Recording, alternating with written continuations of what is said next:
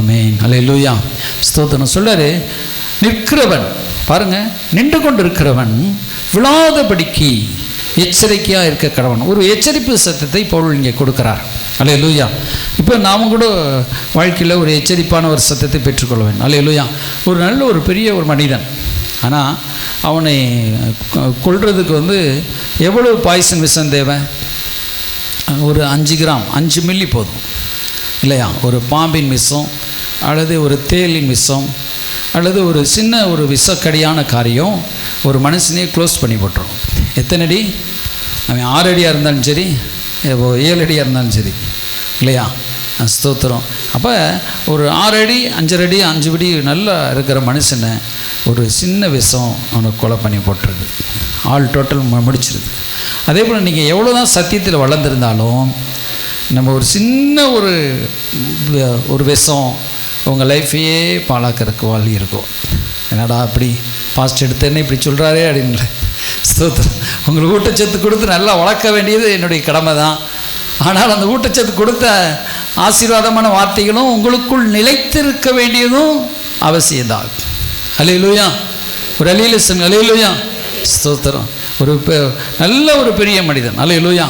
ஒரு பெரிய வீடு, அது ஒரு வெடிகுண்டு போதும் தூள் தூளாய்க்கிறது இல்லையா? சரி, ஸ்தோத்திரம். அப்போ இங்கே ஆண்டவர் சொல்கிறாரு, இப்படி தான் சில காரியங்கள், சில பாவமான காரியங்கள், சில கிரியைகள் நம்மை காலி பண்ணுறதுக்கு அது எத்தனையாக இருக்கும் சொல்கிறாரு. இங்கே என்னென்ன காரியம்னா, 1 கொரிந்தியர் 10ஆம் அதிகாரத்தை எடுத்துக்கிட்டோம்னா அதில் சொல்கிறாரு, ஒரு எக்ஸாம்பிளை கொண்டு வராரு. அங்கே ஆண்டவர் எக்ஸாம்பிளாக ஒன்று கொண்டு வந்து சொல்கிறார். பாருங்கள், 11ஆம் வசனம், இவைகள் எல்லாம் திருஷ்டாந்தங்களாக அவர்களுக்கு சம்பவித்தது, உலகத்தின் முடிவு காலத்தில் உள்ள நமக்கு எச்சரிப்பு உண்டாகும்படி எழுதப்பட்டும் இருக்கிறது. ஆமென். அப்போ கொஞ்சம் கூட்டிருப்பான், கூட்டிருப்பான். அப்போ எச்சரிப்பு உண்டாகும்படி, எச்சரிப்புனா நீ கவனமாக இருந்து எச்சரிக்கிறதுக்காக ஆண்டவர் ஒரு எச்சரிப்பின் சத்தத்தை கொடுக்குறாரு, இப்படி இருன்னு சொல்லி. அல்லேலூயா. ஸ்தோத்திரம். அப்போ அந்த எச்சரிப்பு சத்தத்தை கொடுக்குற. அப்போ எச்சரிப்பு சத்தம்னா நம்ம எப்படி இருக்கணும், நம்ம நடந்துக்கிட்டே இருக்கும் பொழுது நம்ம எப்படி இருக்கணும். அல்லேலூயா. அப்போ இந்த இஸ்ரவேல் எச்சரிப்புனா எதை கொடுத்து, இவைகளெல்லாம் திருஷ்டாந்தங்களாக எழுதப்பட்டிருக்குன்னா முன்கூட்டியே நடந்தவைகள் எல்லாம். இப்போ பழைய ஏற்பாட்டு காலத்தில் முன்கூட்டி நடந்திருக்குது. இவைகளும் நமக்கு புதிய ஏற்பாட்டில் என்ன செய்யப்பட்டிருக்கிறது, எக்ஸாம்பிளாக கொடுக்கப்பட்டிருக்கிறது. அல்லேலூயா. இப்போ பழைய ஏற்பாட்டை நம்ம தள்ள முடியாது, புதிய ஏற்பாட்டை நம்ம வந்துட்டோம். அப்போ புதிய ஏற்பாட்டுக்கு வந்திருக்கிற நம்ம என்ன செய்யணும், இப்போ பழைய ஏற்பாடு காலத்தில் படிக்கிறோம், அது என்னென்ன நடந்துச்சு, எப்படி மக்கள் வந்தாங்க அப்படின்னு சொல்லி. இப்போ இது அந்த பழைய ஏற்பாட்டு சம்பவத்தை இங்கே பவுல் 10ஆம் அதிகாரத்தில் எழுதுகிறார். அதை என்ன கேளுங்க, அது வாசிக்கிறாரு. 2ஆம் வசனம், எல்லாரும் மோசைக்குள்ளாக மேகத்தினாலும் சமுத்திரத்தினாலும் ஞானஸ்நானம் பண்ணப்பட்டார்கள், எல்லாரும் ஒரே ஞான போஜனத்தை புசித்தார்கள். இப்போ என்ன சொல்கிறாருன்னா, மோசைக்குள்ளாக எல்லாரும் என்ன செய்யப்பட்டாங்கன்னா மேகத்தினாலும் சமுத்திரத்தினாலும் ஞானஸ்நானம் பண்ணப்பட்டாங்க. இப்போ நம்ம ஞானஸ்நானம் எடுத்துட்டோமா கர்த்தருக்குள்ளே? சரி, ஸ்தோத்திரம். ஞானஸ்நானம் எடுத்துட்டோம். அடுத்து என்ன செய்தாங்க, ஒரே ஞான போஜனத்தை புசித்தார்கள். ஒரே ஞான போஜனம்னா தேவனுடைய வார்த்தை ஒரு பக்கம், தீர்விருந்து ஆராதனையில் நம்ம கொடுக்கப்படுகிற போஜனங்கள், அதை நம்ம சொல்லலாம். இயேசுவின் ரத்தம், இயேசுவின் சரீரம் சொல்லி நம்ம அதை புசிக்கிறோம் ஒரு பக்கம். இன்னொரு பக்கம் தேவனுடைய வார்த்தை, அதை புசிக்கிறோம் இல்லையா? அப்போ 4ஆம் வசனத்தில் எல்லாரும் ஒரே ஞானப்பானத்தை குடித்தார்கள். ஞானப்பானம் ஜீவ தண்ணீர்.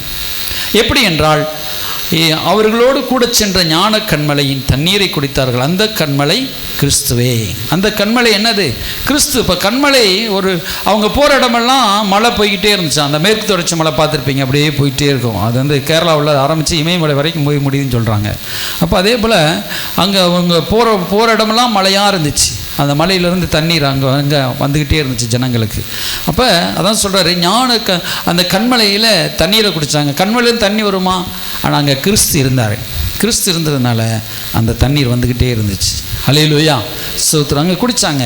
இப்போ அதே போல் தான் நம்ம என்ன செய்யணும், பரிசுத்த ஆவியானவருடைய தண்ணீரை நாம் குடிக்கிறோம். அல்லேலூயா. பரிசுத்த ஆவியானவர் இப்போ நம்ம ஜெபம் பண்ணும் பொழுது பரிசுத்த ஆவியானவர் இறங்குகிறார். இயேசு கிறிஸ்து சொல்கிறார்ல, என்னை விசுவாசிக்கிறவனுடைய உள்ளத்திலிருந்து ஜீவ தண்ணீர் உள்ள நதிகள் புறப்பட்டு ஓடும், பரிசுத்த ஆவி உங்கள் மேல் அருள்வேன், அவர் உங்களுக்குள் வரும்பொழுது சந்தோஷத்தை ஒரு ஜீவ தண்ணீராக வடிவமைத்து காட்டுகிறார். நமக்குள்ளே ஊறுகிற ஒரு சந்தோஷம், நமக்குள் ஊறுகிற ஒரு மகிழ்ச்சி, நம்ம ஆராதனை பொழுது பாடல் பாடும் பொழுது கர்த்தரை தேடும் பொழுது ஒரு சந்தோஷம் உண்டாகிறது. அதான் பாடல் வேலைக்கு ஆராதனை வேலைக்கு வாங்கன்னு சொல்கிறது. அப்போ அந்த சந்தோஷத்தை நம்ம அனுபவிக்க வேண்டும். அது விலை கொடுத்து வாங்குகிற சந்தோஷம் அல்ல, தேவன் நமக்கு அருள்கிற சந்தோஷம். அந்த சந்தோஷத்தை நம்ம அருளும்படி நம்ம ஆண்டவரை துதிக்கும் பொழுது ஏற்படுகிற சந்தோஷம். இப்போ சங்கீதம் 16 சொல்லுகிறார், உம்முடைய சமூகத்திலே ஆனந்த சம்பூர்ணமான பாக்கியம் உண்டு சொல்கிறார். அல்லேலூயா. சம்பூர்ணமான ஆனந்தம் இருக்குதுன்னு சொல்கிறார். அல்லேலூயா. அந்த எடுத்துக்கொண்டு வாசித்து பாருங்கள், நீங்கள் தேடுறீங்க சங்கீதம் 16 சங்கீதம். அப்போ நம்ம பரிபூர்ணமான சந்தோஷத்தினால் திருப்தி அடைய வேண்டும். அதில் கீழே உள்ள வசனம் வாசிங்க ஒருத்தர். தெரியப்படுத்தினீர் பரிபூர்ண ஆனந்தமும் உடைய வலது பரிசத்தில் நித்திய பேரின்பம் உண்டு. அல்லேலூயா. அதான் ஸ்தோத்திரம். அவர் பாடல் கூட பாடுவோம், பரிபூர்ண ஆனந்தம் நீங்க தானே, நிரந்தர பேரின்பம் நீங்க தானே, பரிபூர்ண ஆனந்தம் நீங்க தானே, நிரந்தர பேரின்பம் நீங்க தானே, இயேசு ராஜா என் நேசரே, எல்லாமே நீங்க தானே, இயேசு ராஜா எல்லாமே நீங்க தானே, பரிபூர்ண ஆனந்தம் நீங்க தானே, நிரந்தர பேரின்பம் நீங்க தானே, பரிபூர்ண ஆனந்தம் நீங்க தானே, நிரந்தர பேரின்பம் நீங்க தானே. அல்லேலூயா. பரிபூர்ண ஆனந்தம். அல்லேலூயா. அவர் தான் அந்த பரிபூர்ண ஆனந்தத்துக்குள்ளே நம்ம வந்துடணும். அல்லேலூயா. ஒரு தேவ பிரசன்னத்துக்குள்ளே நம்ம அப்படியே ஆண்டவரை வொர்ஷிப் பண்ணணும். அல்லேலூயா. ஸ்தோத்திரம். அப்போ நம்ம என்னென்னா, நம்ம ஆண்டவர்கிட்ட போனோம்னா அந்த பலசரக்கு கடையில் லிஸ்ட்டு போகிற மாதிரி அது எல்லாமே கேட்கக்கூடாது. ஆண்டவரே அந்த கத்திரிக்காய், ஆண்டவரே அந்த கடன் பிரச்சனை, இந்த சூழ்நிலை எனக்கு அது தாங்க இது தாங்க அப்படி நம்ம கேட்போம்ல. அதை காட்டிலும் நீங்கள் ஆண்டவர்கிட்ட என்ன கேட்குறீங்க, ஆண்டவர் ஆராதிக்கும் அவரையே கேட்கணும். அல்லேலூயா. நம்முடைய ஜெபங்களை தேவனிடத்திலே கொண்டு போகிறது முக்கியம் தான், இல்லைன்னு சொல்லலை. அது காட்டிலும் நீங்கள் கண்டுபிடிக்கணும். இப்போ பிளஸ்ஸிங் ஆசீர்வதிக்கப்பட்டவங்க எப்படி ஆசீர்வதிக்கப்பட்டாங்க அப்படின்னு சொல்லி கண்டுபிடிக்கணும். அல்லேலூயா. எப்படி அவங்க கர்த்தருக்குள்ளே ஆசீர்வதிக்கப்பட்டிருக்கிறாங்க, எப்படி அவங்க நல்லா இருக்கிறாங்க அப்படின்னா, கர்த்தரை அவங்க எப்படி ஆராதிக்கிறாங்க, கர்த்தரை அவங்க எப்படி ஜெபம் பண்ணுறாங்க. இல்லையா? இந்த மாடு செம்மறி ஆடு மாதிரி அந்த மாதிரி ஒரே மணிக்கு வருது, ஒரே மணிக்கு போகிறது இல்லையா? அப்படியே வர்றது, அப்படியே போகிறோம், அப்படி இருக்கக்கூடாது. அல்லேலூயா. ஸ்தோத்திரம். கொஞ்சம் மூளையை கொஞ்சம் யூஸ் பண்ணுங்க இல்லையா? கொஞ்சம் எப்படி நம்ம இவங்க ஆசீர்வதிக்கப்படுறது காரணம் என்ன அப்படின்னு சொல்லி பார்க்கணும். அப்போ அவங்க என்னென்ன செஞ்சாங்க அப்படின்னு பார்க்கணும். இப்போ பைபிளில் நீங்கள் பார்க்கலாம், தாவீது, மோசே, அப்புறம் யோசேப்பு என்ன செஞ்சார், எப்படி ஆண்டவரை பின்பற்றினார், இதெல்லாம் நீங்கள் கேரக்டர் நம்ம பார்க்குறோம் இல்லையா? ஸ்தோத்திரம். அப்போ அதன்படி நம்ம செய்யும் பொழுது கர்த்தர் நம்ம ஆசீர்வதிப்பார். நீங்கள் மங்குன்னு வேலை பார்க்குறதுனால நீங்கள் ஆசீர்வதிக்கப்படுறோன்னு நினைக்கக்கூடாது. அல்லேலூயா. இப்போ நம்ம ஜெபங்கள் என்ன, இப்போ நம்ம ஜெபங்கள் ஒரே பாயிண்ட்டாக ஜெபம் பண்ணிக்கிட்டே இருக்கக்கூடாது. அப்போ நம்ம ஆண்டவர் வொர்ஷிப் பண்ணி அவரை மகிழ வைக்கணும். அவருக்கு பிரியமானதாக இருக்கணும். அவருக்கு பிரியமானதாக இருந்துச்சுன்னா நம்ம கேட்காமலே எல்லாமே வந்துடும் நம்ம வீட்டுக்கு.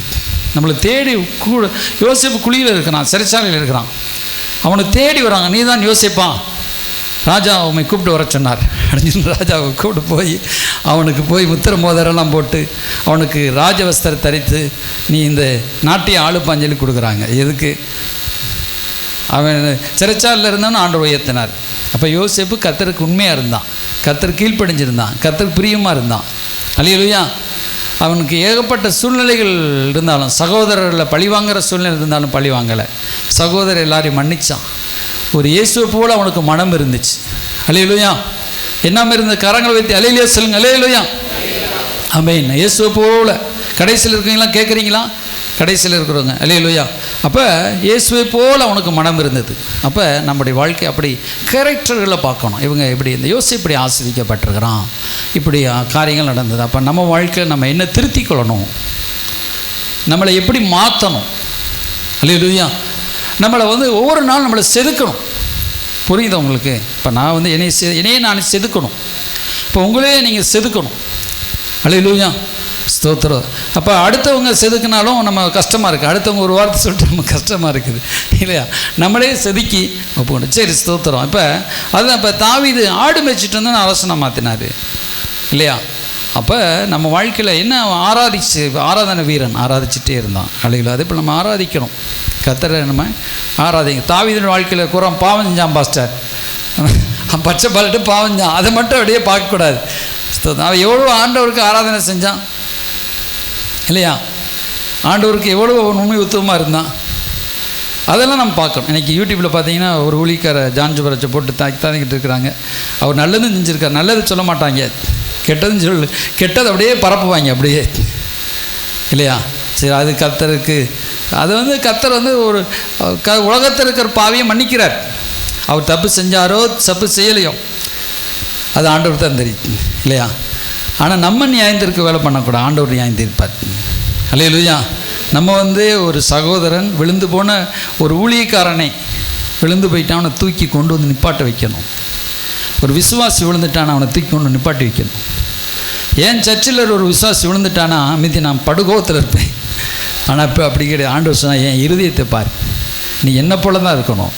மற்ற ஊழியக்காரனை பார்த்துட்டு அவனை சபையை விட்டு துரத்த, அவனை பழிவாங்க, இந்த பிரசங்கத்தில் அவனை குத்த அப்படி இல்லாமல் ஒரு விசுவாசி விழுந்துட்டான், அவன் தகப்பன் இருதயம் இருக்கணும். தகப்பன் தேவன் அப்படி பார்க்குறாரு. நேற்று பாவஞ்சிருப்பான், நைட் டைம் மனம் திரும்பியிருப்பான், அவன் இனி வாழ்க்கையில் விழமாட்டான். நீ தான் சர்ச்சை காப்பாற்றுற மாதிரி, நீ தான் விசுவாசிகளை காப்பாற்றுற மாதிரி நிற்காத. என்னைய சொல்கிறார் ஆண்டவர், அவரது நான் தான் சபையை காப்பாற்றுவேன். அல்லேலூயா.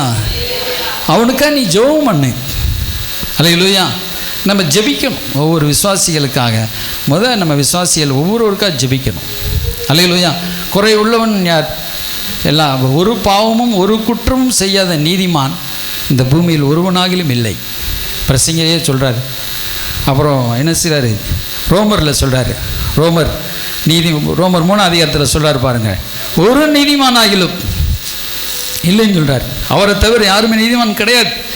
அல்லேலூயா. ஸ்தோத்திரம். பாருங்கள் 10ஆம் வசனம், அந்தபடியே நீதிமான் ஒருவனாகிலும் இல்லை, ஒருத்தன் கூட இல்லைன்னு சொல்லிட்டார். எல்லாத்தையும் ஒரு குறை உண்டு, இருக்கத்தான் செய்யும். அந்த பாவம்னா உபச்சார பாவம், இல்லைன்னா கசப்பு இருக்கும், பயங்கரமான கசப்பு. இப்போ தாவீதிட்ட உபச்சார பாவம் இருந்துச்சு, ஆண்டவர் மன்னிச்சார். ஆனால் சவுல்கிட்ட இருந்து பயங்கர கசப்பு, அப்படியே தாவீதை கொன்றும்டான்னு சொல்லி கசப்பு, மற்ற காரியங்கள் விக்கிராராதனை பாவம். ஆனால் அது அவன் தூரமாக போயிட்டான், இவன் விழுந்துட்டான். அல்லேலூயா. புரியுதா உங்களுக்கு? நீங்கள் ஏன் பிள்ளைங்கனால மற்றவங்கள நம்ம இப்படி தான் பார்க்க, தேவன் பார்த்த மாதிரி பார்க்கணும். ஆண்டவர் மன்னிச்சு, அதுக்காக நீங்கள் விழுந்து போயிடுவோம், நம்மளும் விழுந்து போயிடுவோம் அப்படி நினைக்காதீங்க. உங்களை ஆண்டவர் நியாயந்திருத்தான் நீங்கள் எங்கே போய் நிற்பீங்க சொல்லுங்கள்? உங்களை நியாயந்திருத்தாருன்னா எங்கே போய் நிற்பீங்க? நம்ம சபை இரக்கத்தின் சபையாக இருக்கணும். நம்ம சபை தேவனை போல இருக்கணும். நம்ம தேவனை போல தான் நம்ம பார்க்கணும். ஒவ்வொரு விசுவாசியும் நான் இப்போ ஒரு பிள்ளையை பார்த்த மாதிரி தான் பார்க்கணும். குற்றம் செஞ்சுட்டு பாவம் செஞ்சுட்டு வந்துட்டா அப்படியே அவங்கள வச்சுட்டு ஒரு மாதிரியாக நினைக்கக்கூடாது. திருந்துவான், இன்றைக்கி திருந்தாட்ட நாளைக்கு திருந்துவான், அடுத்த வருஷம் திருந்துவான். பிள்ளை ஓடி போயிடுச்சு, 10 வருஷம் கழித்து ஓடி வந்தாலும் ஏற்றுக்கிறோம் இல்லையா? ஆனால் அடுத்த பிள்ளைய மட்டும் விரட்டி குறை சொல்லுது. அவள் போயிட்டா அப்படி போயிட்டார். தான் பிள்ளை தப்பு செய்யும் பொழுது அது இனிமையாக அதாங்க அவன் தெரியாமல் வச்சுட்டாங்க அப்படின்னு இல்லையா? அது நமக்கு அப்படி இல்லை. நம்ம தகப்பன் இருதயம் வேணும், நமக்கு தேவனுடைய இருதயம். தேவன் பார்க்குற விழுந்து போன பாவி எப்படி பார்க்குறான்னா, ஐயோ விழுந்து போயிட்டானே, இந்த பாவத்தை விழுந்து போயிட்டானே பார்ப்பார். நம்ம எப்படி பார்ப்போம்னா, படுவாய்ப்பை இவனுக்கு கிடைச்சிருக்கே இந்த வாய்ப்பு, நம்ம இயேசுல வந்துட்டோமே, பாவத்தை நம்ம செய்ய முடியலையே அப்படின்னு நினைக்கிறீங்களா? அப்படி இல்லை. நம்ம எப்படி பார்க்குறோம், இந்த பாவிப்பை நம்ம இவனா பாவி அடிமை பார்ப்போம். அவனுக்கு உள்ளே இருக்கிற விஷயம் நமக்கு தெரியாது இல்லையா? ஸ்தோத்திரம். அப்போ நம்ம கவனமாக பார்க்கணும். உடனே ஆண்டவர் சொல்கிறார்ல 1 கொரிந்தியரில் ஸ்தோத்திரம் 5ஆம் அதிகாரத்தை சொல்கிறார், காலம் வருகிறதுக்கு முன்பதாக யாரையும் நியாயம் தீர்க்காதுன்னு சொல்கிறார். பாருங்கள் ஸ்தோத்திரம். 4ஆம் அதிகாரம் 1 கொரிந்தியர் 4:5 சொல்கிறார்.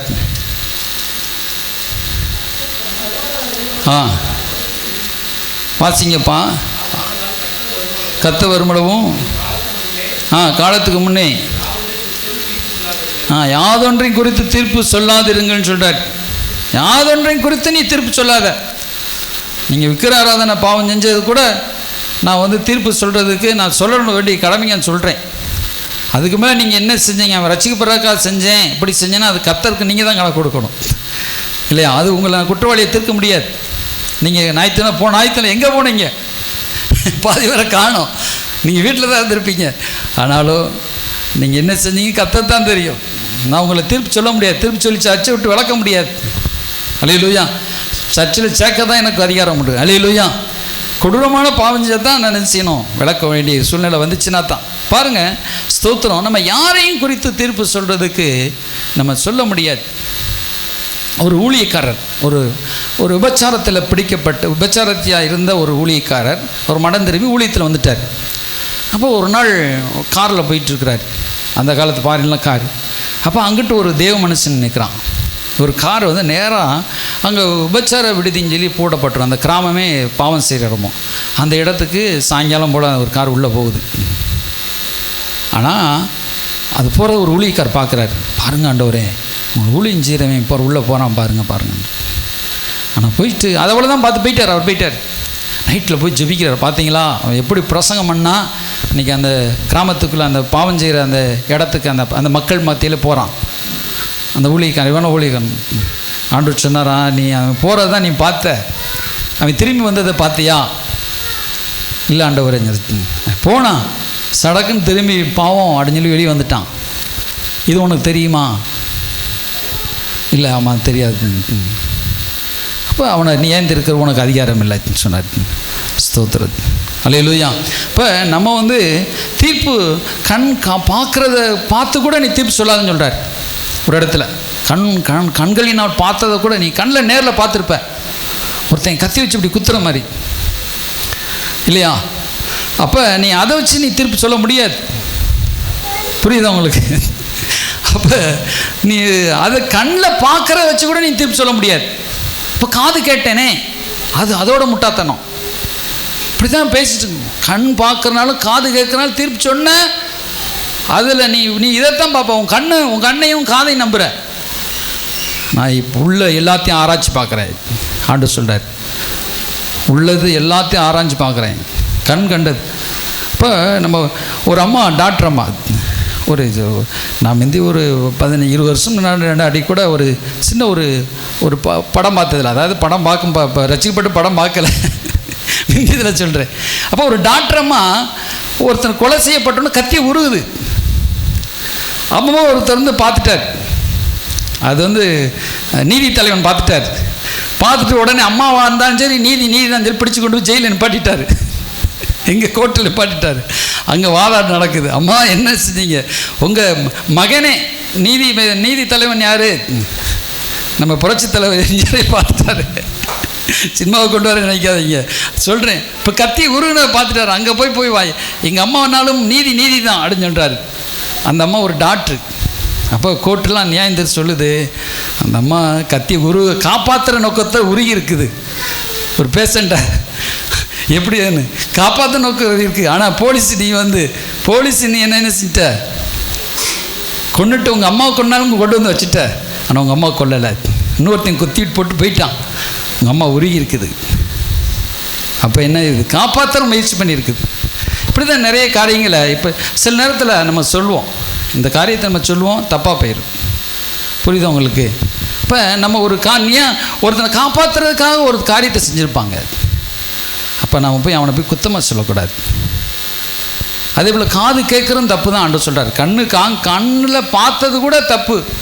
கண்ணில் பார்த்ததை வச்சு நீ எதையும் நியாயந்திருக்காதுன்னு சொல்கிறார். காதில் கேட்டதை வச்சு நியாயந்திருக்கான்னு சொல்லாத. அல்லேலூயா. அப்போ ஆண்டவர் சொல்கிறார், ஃபுல்லாக ஆராய்ச்சி பண்ணுறவர் அவர் தான் நியாயத்தில் கொண்டு வந்து நிப்பாட்டுவார்.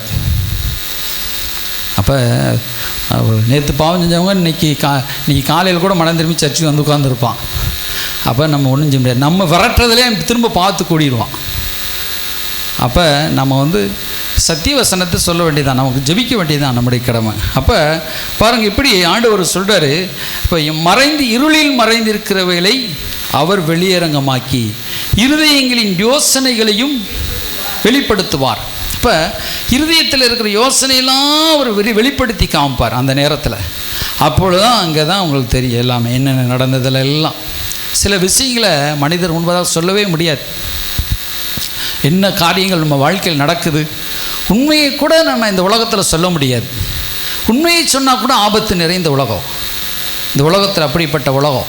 நம்ம உண்மையை சொன்னால் ஆபத்து, புரியுதாங்க? அதனால் சிலர் அவமானத்தையும் நிந்தையும் பழிகளையும் தன் தலைமையில் போட்டுக்கொண்டு திரிகிறவர்கள் இருக்கிறாங்க. தெரியுமா உங்களுக்கு? மனைவியை காட்டி கொடுக்கூடாதுன்னு எத்தனை புருஷன் அலைகிறான் தெரியுமா உங்களுக்கு?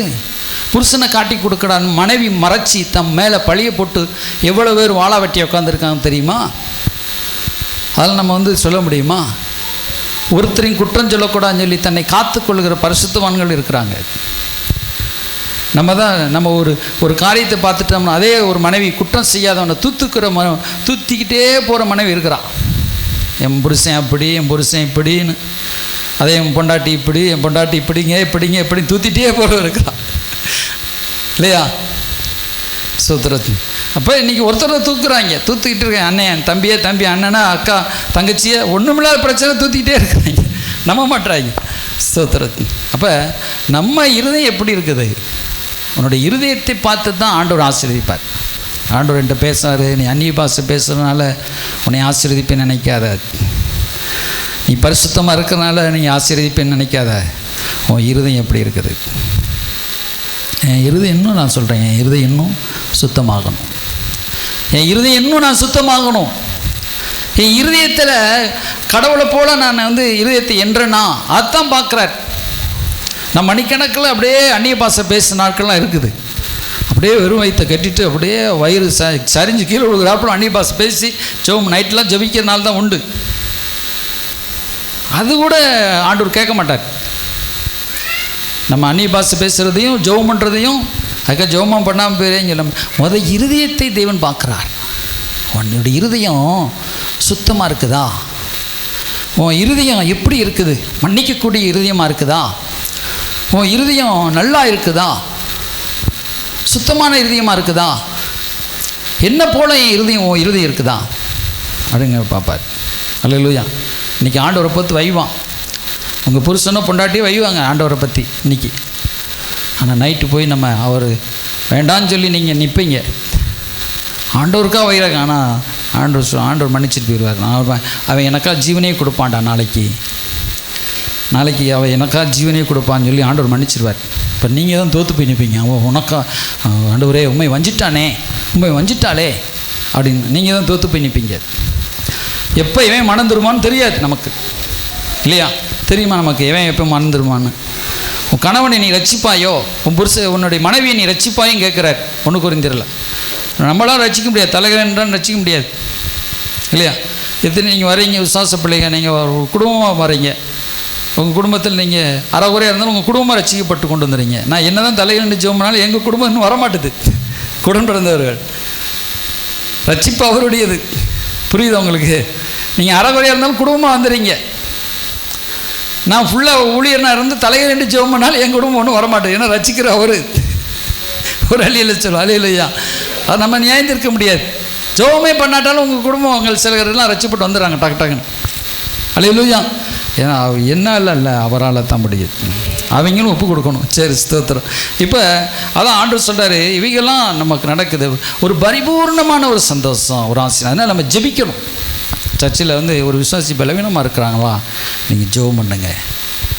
அவங்கள வந்து அப்படியே ஓரம் தட்டி இருக்கக்கூடாது, அவங்கள ஸ்திரப்படுத்தணும், பலப்படுத்தணும். அல்லேலூயா, ஸ்தோத்திரம், ஆமென், அல்லேலூயா. சரி, ஸ்தோத்திரம். இப்போ இப்படி நம்ம வார்த்தைக்கு நேராக கடந்து போவோம். இப்போ 1 கொரிந்தியர் 11 அதிகாரத்தை இது சொல்கிறாரு. ஏன்னா விக்கிர ஆராதனை அடுத்து எப்படி வரும்போது சொல்கிறாரு, 6ஆம் வசனத்தை, இச்சித்தது போல நாமும் பொல்லாங்கு இச்சியாதபடிக்கு இவைகள் நமக்கு திருஷ்டாந்தங்களாக இருக்கிறதுன்னு சொல்கிறார். 5ஆம் வசனம் சொல்லலாம், அப்படி இருந்தும் அவர்களில் அதிகமான பேர்களிடத்தில் தேவன் பிரியமாக இருந்த ஆதலால் வனாந்திரத்தில் அவர்கள் அழிக்கப்பட்டார்கள். என்ன செஞ்சிட்டாங்க? அழிக்கப்பட்டு போயிட்டாங்க அப்படியே. ஏன்னா ஒரு இச்சை, அவங்களெடுத்து தேவன் பிரியமாக இல்லை. என்னென்னா அவங்க எல்லாரும் ஞானஸ்நானம் எடுத்தவங்க தான். கவனமாக்கணும், எல்லோரும் ஞானஸ்நானம் எடுத்தவங்க தான், எல்லோரும் பரிசுத்த ஆவியினால் நிறைஞ்சு பேசுகிறவங்க தான். ஆனால் என்ன ஆகிட்டாங்கன்னா, தேவன் அவர்களிடத்தில் பிரியமாக இல்லையா. பிரியமாக வனாந்தரத்தை அழிஞ்சிட்டான், எல்லாரும் செத்து போயிட்டான். அப்போ என்ன நடக்குது? இப்போ கானானை நோக்கி புறப்பட்டான், ஆனால் கானானை போயிடுச்சு. இப்போ நித்திய பரலோக ராஜ்யத்துக்கு நேராக புறப்பட்டு போயிட்டீங்க. ஆனால் பரலோகத்துக்கு போனால் நீங்கள் பரலோகத்துக்கு போகணும். பரலோகத்துக்கு போகாமல் நரகத்துக்கு போயிட்டீங்கன்னா என்ன ஒரு தூரம் நடத்தப்பட்டு என்ன பிரயோஜனம்? கவனமாக கேட்குறீங்களா? அப்போ என்ன அர்த்தம்? நீங்கள் நம்ம கவனமாக அந்த ராஜ்யத்தில் போய் சேரணும். அதுக்கு என்ன சொல்கிறாருன்னா, உங்களுக்கு வலிவி போகிற இருதயம் உள்ளவர்களாக இருக்கும். அவங்ககிட்ட இஸ்ரவேலர்கிட்ட எப்படி இருந்துச்சு? வலிவி போகிற இருதயம் இருந்துச்சு. அதான் சொல்கிறார் எபிரேயர் 11ஆம் அதிகாரத்தில் சொல்கிறார். நீங்கள் எடுத்துக்கொண்டு வாசித்து பாருங்கள். எபிரேயர் 11 சொல்லும் பொழுது அவங்க இருதயம் கீழ்ப்படியாத 4ஆம் அதிகாரம், அது அவங்க இருதயம் எப்படிப்பட்டதாக இருக்கிறது? ஸ்தோத்திரம். 12ஆம் வசனம் 11 சொல்கிறார். 3ஆம் அதிகாரம் 3:11 எபிரேயர் 3:11 என்னுடைய இளைப்பாறுதலில் அவர்கள் பிரவேசிப்பதில் என்று என்னுடைய கோபத்தில் ஆணையிட்டேன். சகோதரரே, ஜீவனுள்ள தேவனை விட்டு விலகுவதற்கு எதுவான பொல்லாத இறுதி உங்களில் ஒருவனுக்குள்ளும் இராதபடி நீங்கள் எச்சரிக்கையாயிருங்கள். சொல்கிறாரு, தேவனை விட்டு விலகுவதற்கு ஏதுவான அவிசுவாசம் உள்ள பொல்லாத இருதயம். அடுத்து என்ன சொல்கிறார்? உங்களில் ஒருவனாகிலும் பாவத்தின் வஞ்சனையினாலே இன்று எண்ணப்படுவோம். நாள்தோறும் ஒருவருக்கு ஒரு புத்தி சொல்லுங்க சொல்கிறாரு. அப்போ இன்று எண்ணப்படுவோம். இப்போ இன்று வரைக்கும் அல்லேலூயா. அப்போ சொல்கிறாரு, வனாந்தரத்தில் அவங்க என்ன செய்யணும்? வலிவி போகிற இருதயம் உள்ளவர்களாக அடையே இருந்தாங்க. எருமாப்புள்ள அப்படியே இதில் என்ன செய்யணும்? கழுவுற மீனில் நழுவுற மீன் சொல்லுவாங்க பார்த்தீங்களா? அப்படியே கழுவிட்டே இருக்கும்போது ஒரு மீன் தாவிட்டு வருமா. அப்படி இல்லாமல் நீங்கள் கரெக்டாக ஆண்டவர்கிட்ட வரணும், கரெக்டாக ஆண்டவரை ஃபாலோ பண்ணணும். அல்லேலூயா. சரியாக ஆண்டவர் ஃபாலோ பண்ணி பரலோகத்துக்கு போகணும். ஒரு அல்லேலூயா சொல்லுங்க. அல்லேலூயா. ஸ்தோத்திரம். சொல்கிறாரு, அப்போ வனாந்திரத்தில் அவர்கள் அழிக்கப்பட்டார்கள். அவங்க என்ன செஞ்சிட்டாங்கன்னா அழிக்கப்பட்டு போயிட்டாங்க, அப்படியே அழிஞ்சு போயிட்டாங்க. அப்போ நம்ம இந்த சபை நடத்துகிற கரெக்டாக அவங்கள பரலோகத்தில் கொண்டு போய் சேர்க்கணும். அது ரொம்ப முக்கியம். சொல்கிறாரு, அவர்கள் இச்சித்தது போல் அவங்க என்ன செய்யுங்க? கொமட்டிக்காய், வெங்காயம் இதுக்கெல்லாம் அவங்க இச்சித்தாங்க. ஆனால் வந்தது மண்ணா அவங்களுக்கு போர் அடிச்சு போச்சு. என்ன இந்த மண்ணா தானா, இந்த ஜெபம் தானா, இந்த வார்த்தை தானா அப்படின்னு போர் அடித்து போய் இவைகளெல்லாம் திஷ்டா அவங்க என்ன இச்சித்தாங்க. அதனால் ஆண்டவர் காடைகள் அனுப்பினார். அங்கேருந்து காடை குமிச்சு போட்டார்.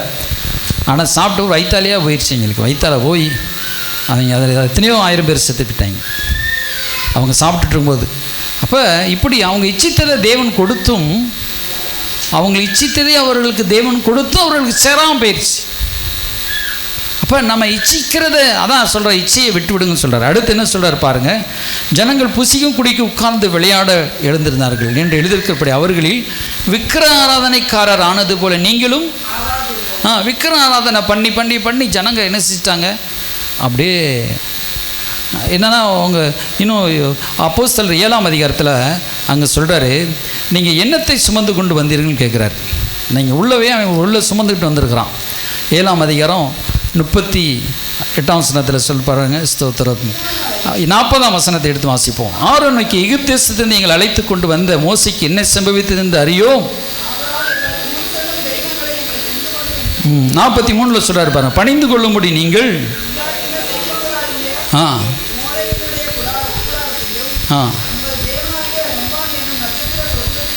சுமந்தீர்களே. ரெம்பான் என்னும் நட்சத்திர சுரூபத்தை அப்படியே சுமந்துக்கிட்டே வந்திருக்கிறான். ஆகையால் உங்களை பாபிலோனுக்கு அப்புறத்தில் குடி போக பண்ணுவேன் என்றும் எழுதியிருக்கிறதே. அதே பாருங்க சொல்கிறாரு, பாபிலோனுக்கு அப்புறத்தில் போய் குடி போக பண்ணாராம். ஏன்னா இவங்க செஞ்ச ஒரு பாவம். அப்போ நம்ம வாழ்க்கையிலுக்காக தான் கர்த்தர் சொல்கிறார், நீங்கள் இப்படியே ஒரு விக்கிர ஆராதனைக்குள்ளே போய் அந்த விக்கிரங்களை சுமந்துக்கிட்டே வந்ததுனால உள்ளே வச்சுட்டு அதை பணிஞ்சுக்கிட்டே வந்ததுனால ஆண்டவர் சொன்னார், அப்புறம் குடி வர பண்ணினார். இந்த ஜனங்கள் பழைய ஏற்பாட்டில் பார்த்தீங்கன்னா விக்கிர ஆராதனைக்கு அவங்க செஞ்சு பணிந்து கொண்டனால சிலர் அவங்க வீடை விட்டே துரத்தப்பட்டாங்க, நாட்டை விட்டே துரத்தப்பட்டாங்க. கவனமாக கேட்குறீங்களா? அப்போ நம்முடைய இல்லத்தை தீட்டுப்படுத்தக்கூடாது. ஆண்டவர் சொன்னார், இவங்க எல்லாரும் தன்னுடைய தேசத்தை தீட்டுப்படுத்தினார்கள். என்ன செஞ்சு? உபச்சாரம் பண்ணி, விக்கிராராதனை பண்ணி, தேவனுக்கு விரோதமான காரியங்களை தன் தேசத்தில் தீட்டுப்படுத்தினால ஆண்டவர் பாபிலோனியரை வந்து பிடிச்சிட்டு போய் எல்லாத்தையும் சூறையாட பண்ணி அந்த காலம் தீ கொளுத்திடுவாங்க. தீ கொளுத்தி மக்களெல்லாம் பிடிச்சிட்டு கொண்டு போயிடுவாங்க. அதுக்கு ஒப்பு கொடுத்துட்டார். எதுக்கு? ஆண்டவர் இங்கே தெளிவாக சொல்கிறாரு, அவங்க அந்த மற்ற அந்நிய ஜனங்கள் செய்த பிரகாரமாக செய்ததினால். அப்போ அதே பாவத்தை நம்ம வீட்டுக்குள்ளே செஞ்சோம்னா சிறைபிடிக்கப்பட்டு போயிடும். ஒன்று வியாதி வந்து சிறைபிடிக்கும், சாபங்கள் வந்து சிறைபிடிக்கும், பல போராட்டங்கள் வந்து இப்போ சிறைபிடிக்கும். கவனமாக கேட்குறீங்களா? இப்போ என் ஃப்ரெண்டு ஒருத்தர் மணிங்கிற ஒருத்தர் இருந்தார். இப்போ நம்ம இன்னொரு ஃப்ரெண்டு, அவர் வந்து திருமங்கலத்தில் இருந்தார். அவர் எங்கள் பாஸ்டர் கூட நைட்டில் தங்கியிருப்பார். அவர் மூலமாக நான் இன்னொரு ஊழியக்காரர் ரட்சிக்கப்பட்டார். அவரும் அங்கே இருக்கிறார், ராஜபாளையத்தை ஊழியம் செய்கிறார். நானும் இங்கே ஊழியம் செய்கிறோம். அவரும் முதல் ஸ்வீசன் சொன்னார். இப்படி யோபு, தேவதூதன் இப்படிலாம் சொன்னார். எங்களுக்கு 8th ஸ்டாண்டர்ட் படிக்கும்போது, 8ஆக படிக்கும்போதெல்லாம் சொன்னார். இப்படி கொஞ்சம் சர்ச்சுக்கு அவரெல்லாம் காமிச்சார். இப்படி தான் சர்ச்சு செஞ்சு காமிச்சார். கூறப்பட்ட சர்ச்சு இங்கே இருந்துச்சு. பார்த்தீங்கன்னா அவர் 12th படித்தார். அப்புறம் காலேஜ் படிச்சுட்டு அப்புறம் பார்த்தீங்கன்னா கொஞ்சம் ஒரு நாள் மெண்டல் ஆகி வந்துட்டார். வீட்டுக்கு சர்ச்சுக்கு வந்தார்.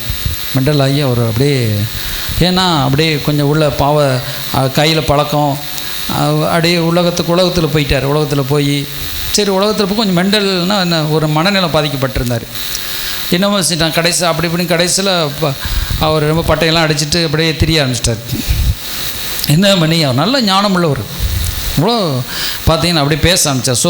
சோறு போட்டு வச்சா என்ன செய்யும், ஹார்ட்டை வச்சு இருதயத்தை வச்சுருக்கீங்களே அப்படிங்கப்பா. அப்படியே கடைசியில் அப்படி போய் கடைசியில் தற்கொலை செஞ்சு செத்துட்டார். ஏன்னா கடைசி அவர் போன இடம் விக்கிர ஆராதனை. ஒரு மனிதனுடைய அந்த உங்களுக்கு விரோதமாக 1000 பேர் கத்தி எடுத்துகிட்டு வந்து கழுத்தை அறுத்துருவேங்க என்றாலும் அவங்க ஒன்றுமே செய்ய முடியாது அவங்களால. ஆண்டவர் உங்களை காப்பாற்றுவார். ஆனால் நீங்களாக போய் விக்கிர ஆராதனை காரியத்தில் சம்மந்தப்பட்டீங்கன்னா கத்தி வராமலே நீங்கள் வண்டியை ஓட்டிகிட்டு போகும்போது அங்கிட்டு அப்படி ஒன்றுமே உங்களுக்கு வராது. நீங்கள் ஆக்சிடென்ட்டை கொண்டு வந்து நிப்பாட்டிடுவான் பிசாசு. சும்மா சொல்கிறேன்னு நினைக்கிறீங்களா? நம்மளை வந்து நேரடியாக பிசாசு தாக்க முடியாது. அதான் ஆண்டவர் மோவாபியர்கள் வந்து பார்க்குறான், பிள்ளையாமல் கொண்டு வந்து சபிக்க சொல்கிறான். மலையில் கொண்டு வந்து அவன் பார்க்குறான், இதில் முடியாது, சபிக்கலாம் முடியாது, இது ஆசீர்வதிக்கப்பட்ட சந்ததி, அவருடைய கை இருக்குது, அவருடைய மேகம் இருக்குது, பரிசுத்த ஆவியானவர் இருக்கிறாரு, இது பெருகத்தான் செய்யும், இது ஒன்றுமே நான் செய்ய முடியாதுன்னு சொல்கிறான். அப்போ என்ன செய்யலாம்? வேறு என்ன திட்டம்? உனக்கு வீடு நிறைய வெள்ளி தரேன், தங்கம் தரேன், அப்படி தான். அப்போ ஒன்று செய் அவன் சொல்கிறான். அவன் சொல்கிறான், நீ வந்து பண்டிகைன்னு சொல்லி விக்கிரகங்களுக்கு பண்டிகை வச்சு பெண்களெல்லாம் உள்ள நடந்து போக சொல்லு. அப்புறம் பண்டிகைன்னு சொல்லி கூப்பிட சொல்லு. அங்கே என்ன செய்ய, விக்கிரகத்துக்கு படைக்கப்பட்ட சாப்பாடை சாப்பிட சொல்லு. அங்கே உன்னுடைய பெண்களை அனுப்பி பாவத்தை செய்ய சொல்லு. அவங்களே அங்கே கத்தரே அக்னி இறக்கி என்ன வியாதியை கொடுத்து அடிச்சிருவார். நல்ல ஐடியா பண்ணான். அதே போல் நடந்து போச்சு. அவன் போனான், கத்தி எடுத்துகிட்டு போனால் முடியாது. இப்போ பெண்கள் அனுப்பினான். அவன் இதுக்கு விக்கிர ஆராதனை கூப்பிட்டான். அங்கே கத்தர் அடித்தார், அநேகர் செத்துட்டாங்க. அதான் விக்கிர ஆராதனை பண்ணி அநேகர் மடிந்து போனார்கள். அதே போல் தான் இப்போ நான் மதுரையில் ஊழியம் செய்யும் பொழுது ஒரு பிரதர் அப்படி தான், அவருக்கு ஒரு 10 பேர் 15 பேருக்கு சபையை கொடுத்துட்டு வந்தோம். கடைசியில் பணம் சம்பாதிக்கணும் மலேசியா போனார். அங்கே போய் அங்கே ஹோட்டலில் வேலை பார்த்தார். அங்கே இப்படிலாம் இருந்தார். கடைசி இங்கே வந்தார். இங்கே வந்து திரும்ப அவங்க தீர்க்க தரிசனமெல்லாம் அவங்க மனைவி சொன்னாங்க. கடைசியில் பார்த்தா ஒன்றா விக்கிர ஆராதனைக்கு போய் அந்த ஊழியம் செஞ்சவர் திரும்பமாக பல காரியங்கள் என்ன பழக்கம் தெரியாது. ஆனால் போய் கடைசியில் மீன் கடை வைக்கிறதுன்னு சொல்லி அங்கிட்டு போய் வண்டியில் போய் திரும்பி இருக்கிறாரு. ஆக்சிடென்ட். சாதாரண கவர்மெண்ட் பஸ் அடித்து ஆள்காலி. அந்த ஆவியை வந்து விடாது. அதான் சொல்கிறது, நீங்கள் தன்னிச்சு நின்றாலும் கர்த்தர் உங்களை காப்பாற்றுவார். அல்லேலூயா. ஆனால் விற்கிறதுக்குள்ளே போயிட்டு நீங்கள் வெளியே வந்துட நினைக்காதீங்க. அது இழுக்கிற சக்தி. ஒன்று இழுக்கும், இல்லைன்னா ஆளை க்ளோஸ் பண்ண பார்க்கும். அதைத்தான் உங்களுக்கு சொல்லி கொடுக்குறோம். விக்கிரகாராதனை வேண்டாம் ஆண்டவர் சொன்னால் அதான். அதே இதில் சொல்கிறார் 11, அதே 1 கொரிந்தியர் 11 அதிகாரத்தை சொல்கிறார், விக்கிர ஆராதனைக்கு விலகி ஓடுங்கள் சொல்கிறார். 10 அதிகாரத்தில் சொல்லும்போது சொல்கிறாரு, ஆகையால் 14 வசனம், ஆகையால் எனக்கு பிரியமானவர்களே விக்கிர ஆராதனைக்கு விலகி ஓடுங்கள். உங்களுக்கு புத்திமான்கள் என்று உங்களே புத்திமான்கள் என்று பேசுகிறேன், நான் சொல்லுகிறேன், நீங்களே நிதானித்து பாருங்கள்னு சொல்கிறார். அல்லேலூயா. நீ விலகி ஓடு, இந்த காரியத்தை நீ தான் ஓடணும்னு சொல்கிறார். என்ன சொல்கிறாரு? நீ தான் ஓடணும். ஓடிடு. அந்த கூப்பிட்டா கூட அங்கே நிற்காம ஓடிடு. இல்லைங்க அவங்களோட நான் ஜாயின் பண்ணி சகோதரத்துவம் பாராட்டுவோம். சகோதரத்துவம் பாராட்டலாம் முடியாது. யூனஸ் தான் சகோதரத்துவம் பாராட்டுவான்.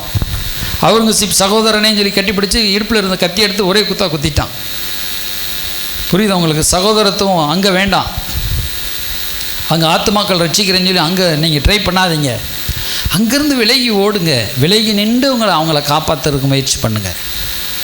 அல்லேலூயா.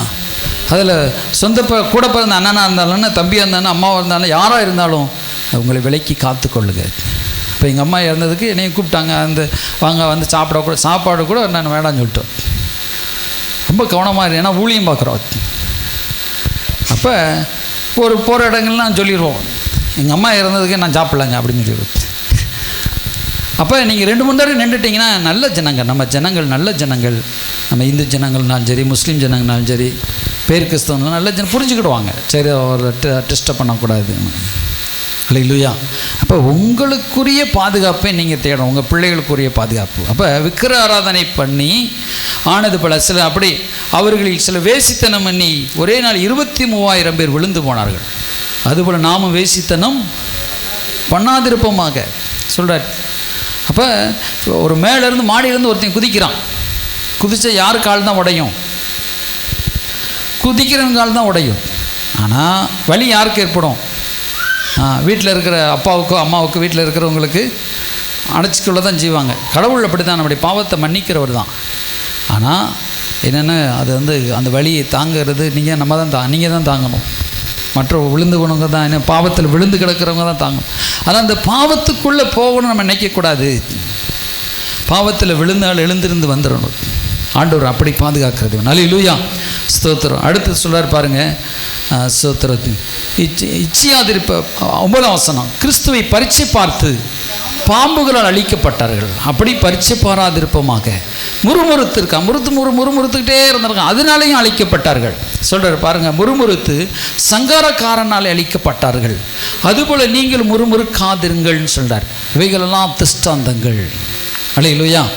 ஸ்தோத்திரம். அப்போ நம்ம இந்த காரியத்திலலாம் நம்ம கவனமாக இருந்து நம்ம ஆண்டவரை பிடிச்சிக்கணும். எல்லோரும் கண்களை மூடி எல்லாம் ஜெபம் பண்ணுவோம். ஆண்டவரே ஸ்தோத்திரம்பா, தகப்பனே எங்களுக்கு இரக்கம் செய்யுங்கப்பா. ஆண்டவர் சொன்னார், விக்கிர ஆராதனை பாவத்துக்கு விலகி விடுங்கள், உபச்சார பாவத்துக்கு விலகி விடுங்கள், இச்சைக்கு விலகி விடுங்கள், முறுமுறுக்கிற காரியத்துக்கு விலகி விடுங்கள், பரீட்சை பார்க்காதிருங்கள். அல்லேலூயா. ஸ்தோத்திரம். யாரையும் நாம் நியாயம் தீர்க்க வேண்டாம். அல்லேலூயா. தேவனோடு ஒப்பு கொடுங்க. ஆண்டவரிடத்தில் ஒப்பு கொடுத்து, ஆண்டவரே என்னை முழுவதும் தருகிறேன் ஐயா. அல்லேலூயா.